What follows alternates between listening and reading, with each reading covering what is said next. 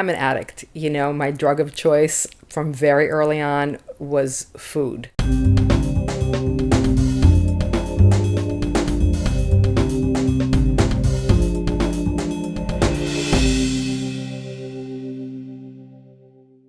I was born in Israel into a household where the only emotion really was rage. My food addiction, my place of comfort, the place where I could hide was when I was breastfeeding that early. And then by the time I was 3 years old, my mom put me on a diet. And whatever sat on her, sexism, internalized anti-Semitism, to look like something she wasn't, to look tall, blonde, and blue-eyed and skinny, well, she must have been terrified of what I would become. And even to this day, she's like, I remember I put you on a diet and I lost 25 pounds and you gained it. And the way I gained it is because I adopted 5 Jewish mothers on my street, and I would go and have dinner number 1, dinner number 2, dinner number 3. I would get my fix that young. There was no way anyone was going to come between me and food.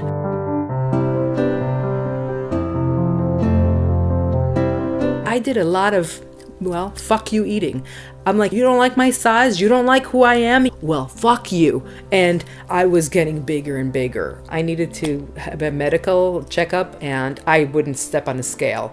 The scale was the enemy. It was the vehicle that patriarchy used to oppress women. So I was never using a scale. And so I had to get on a scale, and I was positive that the scale was broken because I hit 273 pounds. And I was blown away. I realized that I could pick up any addiction if I was not working on my stuff. And sometimes that realization brought me down to like a fetal position, thinking, oh my God, I just can't do this. It's too painful. I want to fix now. And I knew there isn't a fix.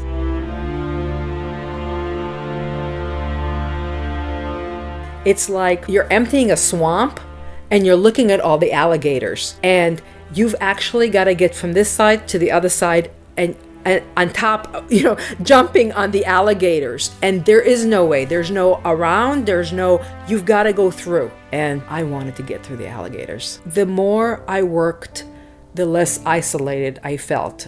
The more I reached out, because addiction is a disease of isolation, especially food addiction. It's used as love, it's used as reward, it's taken away as punishment. It's used in so many ways other than just to feed your body.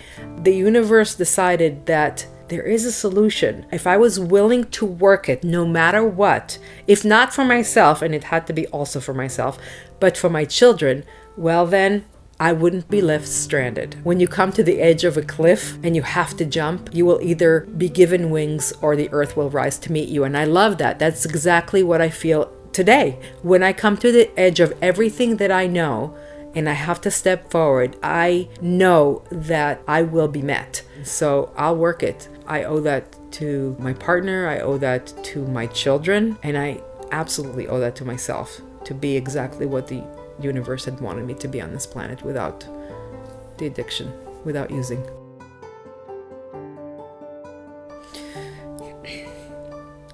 What I would tell you is that you are absolutely perfect. There is nothing you need to do. Nothing. You are not alone. I am always with you. I'm going to be with you. God is with you. And that your parents did the best that they could with the tools or lack of tools that they had. And you're fine. You're fine. And you don't need to use anything. You're going to have an amazing life. An amazing life. You don't even know yet. Don't go at it alone. You weren't meant to go at it alone.